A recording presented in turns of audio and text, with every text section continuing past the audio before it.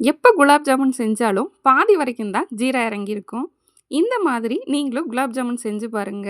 கடையில கிடைக்கிற மாரியே குலாப் ஜாமுன் ஃபுல்லாவே ஜீரா இறங்கி சூப்பரா இருக்கும். அதுக்கு நான் 2 பாக்கெட் குலாப் ஜாமுன் மிக்ஸ் எடுத்திருக்கேன். அது கூட கொஞ்சம் கொஞ்சமா தண்ணி தெளிச்சு இந்த மாதிரி சப்பாத்தி மாவு மாரி பெசஞ்சு வச்சுக்கலாம். அத இந்த மாரி குட்டி குட்டி பால்ஸா உருண்டை புடிச்சு வச்சுக்கலாம்.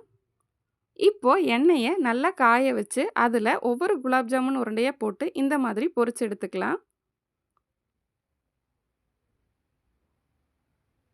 அப்படியே சைட் பை சைட் நம்ம ஜீராவும் ரெடி பண்ணிரலாம். அதுக்கு நான் ஒரு 1/2 கிலோ சர்க்கரை எடுத்திருக்கேன். அது கூடவே 1/2 லிட்டர் தண்ணி சேர்த்துக்கலாம். 3 ஏலக்காய தட்டி அது கூட சேர்த்துக்கோங்க.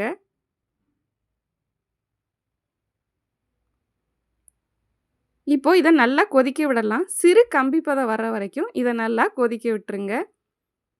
ஜீரா நல்லா ஆறுனோனே நம்ம ரெடி பண்ணி வச்ச குலாப் ஜாமுன ஒண்ணொண்ணா உள்ள சேர்த்துக்கலாம். இப்போ நம்ம இது கூட ஒரு 1/2 டம்ளர் பால் சேர்த்துக்கலாம்.